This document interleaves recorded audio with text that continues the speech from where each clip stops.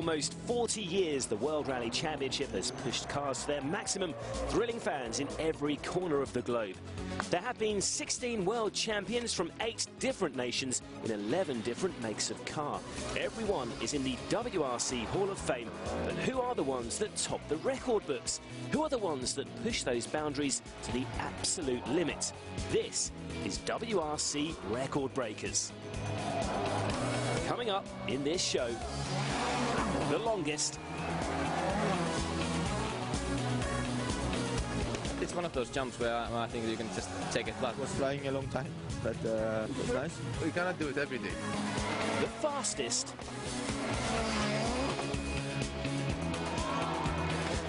When you are in that mood and in that zone, everything is possible.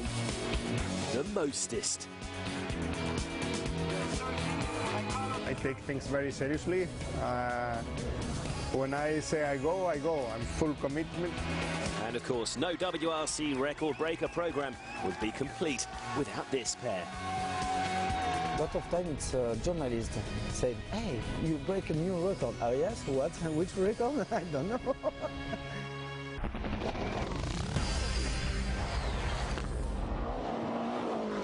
Let's start our Record Breakers show with some top speeds.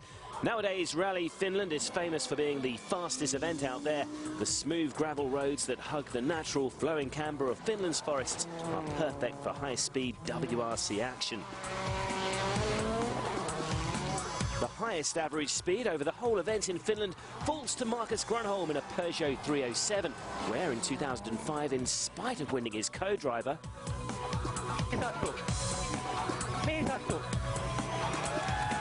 and on the way to winning his 5th Rally Finland, over 357 kilometres, Markus Grönholm clocked up an impressive 122.86 kilometres an hour.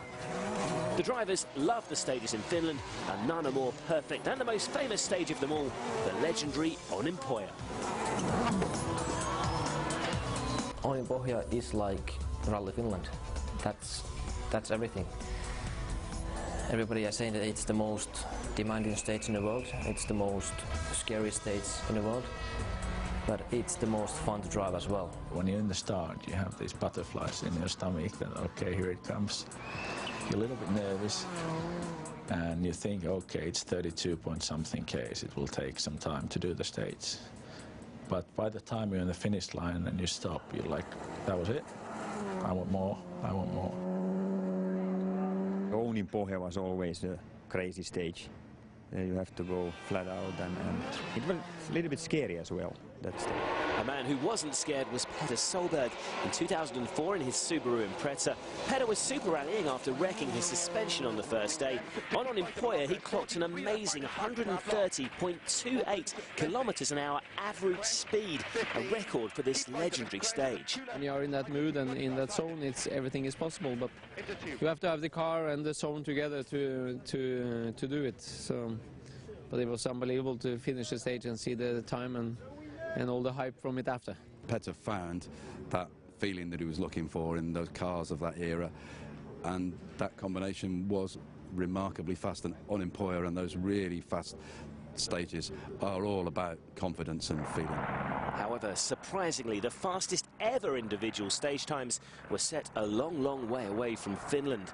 The second fastest time ever was set on an event that was more known for its rough sections, more known for its wildlife, and more known for its difficult conditions.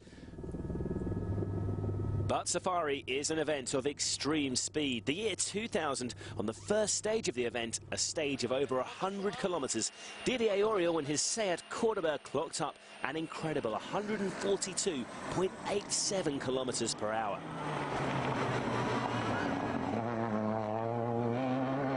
In first place, though, with the fastest ever average speed for a stage, is Stig Blomqvist in Argentina 1983. Driving an Audi Quattro over the 81 kilometres of the first stage, Stig clocked up an average 189.53 kilometres an hour, captured here at the end of the stage by a local cameraman.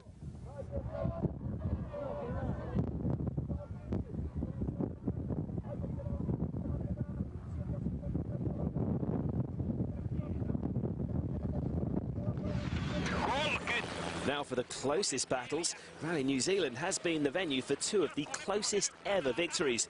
On the 2010 event, the last stage was full of incidents. All of which meant that Jari-Matti Latvala beat Sebastian Ogier by just 2.4 seconds.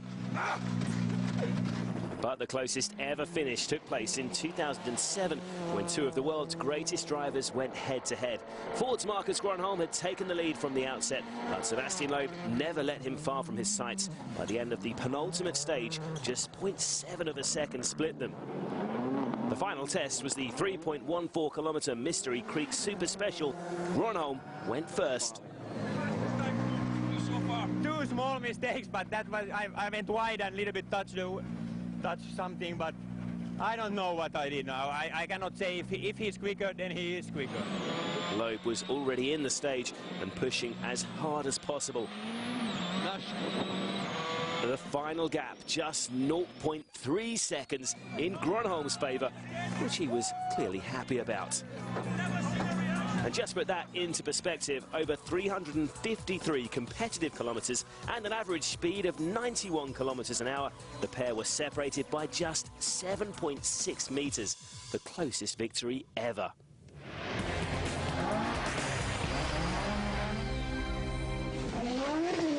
When the FIA World Championship for Drivers was created in 1979, it was Bjorn Vordegaard who took the inaugural title. Bjorn won just 2 events, but with 5 other podiums that year, his consistency paid off. The last rally of the year, Ivory Coast Rally, Hanno had to win to be champion, and if I was just second behind him, I should win by one point. When I came to the finish and I was second, and people come to say that, hey, congratulations, you are the world champion. Oh yes, I'm the world champion.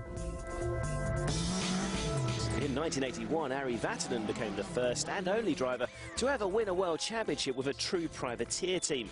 Some may argue that Sebastian Loeb's year with Kronos was a privateer year, but with Citroën engineers and Citroën assistants, it was never a true privateer team. David Sutton in 81, meanwhile, was. If you knew how little the workshop of David Sutton was in I think it's Acton, not far from the city of London. And from that little workshop, we did everything. Of course, today it's not feasible anymore, but at that time it was. And what we were lacking in equipment or in a budget or in the machinery, we made it up by spirit.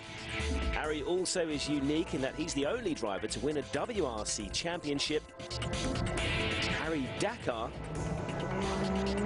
and the Pikes Peak hill climb. But in true Vatanen style, the man is very modest about his achievements. It's all about experience, all about what is rests engraved in your memory, in your heart, and that's not just a victory. It's people, it's the particular setbacks in your life. That's all part of your life, and it takes certain, I suppose, maturity to realize that I mean, we learn more from setbacks than from victories. And on to Juha Kankkunen, who has to be considered as the original record smasher. His first ever win was on his first ever attempt at that epic safari rally, an achievement in itself. Kenya at that time was very important rally. Remember, my start number was something like 21, so there was hard competition because they're all factory cars, 21 full factory cars, so it wasn't very easy, but we won it. And somebody says that more you practice, better luck you have. You need always luck on this thing, and definitely when the first win in Kenya changed the whole life. Kankkunen was the first driver to win 4 championships. His maiden title was in 1986 with the legendary Peugeot 205 T16. His second with the Lancia Delta. And it was in an evolution of that car with which he won his 1991 title.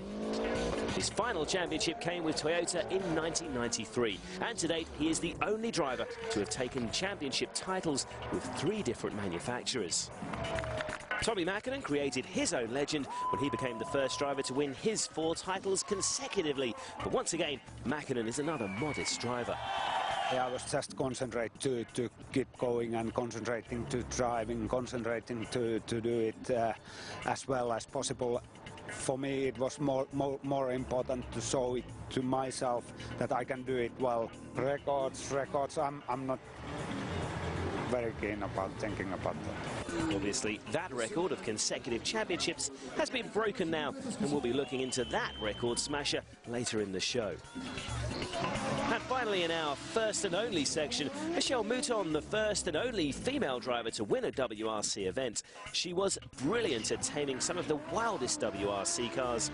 All 4 of her wins were in the Audi Quattro, and in 1982 she narrowly missed out on the title. It was fantastic time, and we won Portugal, we won Greece, and we won Brazil too, and we thought we could do that, and it was just a problem of gearbox who avoided us to have this title. It was just a gearbox problem. Still to come in Record Breakers, who has the record for the most WRC starts? Who do you think has jumped the longest? And which of the many records this man has broken is he the most proud of? It was my natural rhythm was faster than the other, so it was not so difficult. But before we go, a little teaser for you. How many drivers in the World Rally Championship have started 150 rallies or more? Find out after the break.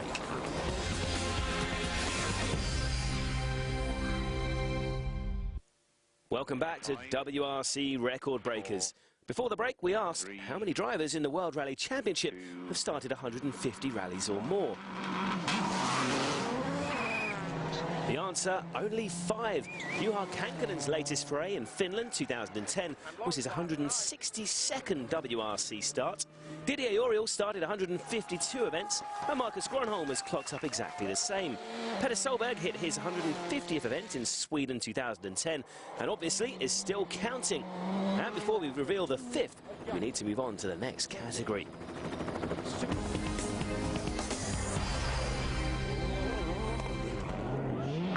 Carlos Sainz's WRC career spanned 18 years, and in those 18 years, there is no doubt that he deserved his nickname King Carlos.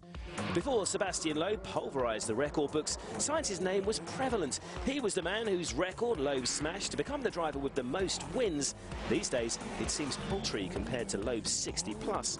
King Carlos had 26. I always try to win. Sometimes I manage to be second, third, or whatever.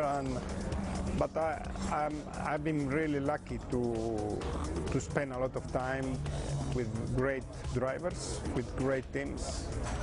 I've been so lucky to drive in such a different teams, different mentality, different nationality.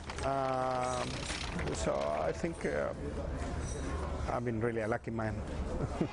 He's the remaining driver with WRC starts over the 150 mark, and while the other 4 have just scraped into the century and a half, Carlos almost makes a double century at 196. Carlos was the most dedicated, most professional driver that we work with from a Ford point of view, and he was the one who really always pushed the team forward. You know, he would never settle for second best. Sainz also holds the record for the most podiums, a total of 97, which is half of the events he started. He certainly deserves his record of the most consistent driver and the most podium finishes. His approach was the consistency. He was going to win a championship whenever the Collins or whatever just made too many mistakes. It's no surprise, therefore, that although point-scoring systems have changed over the years, it's Carlos Sainz who scored the most points, 1,242.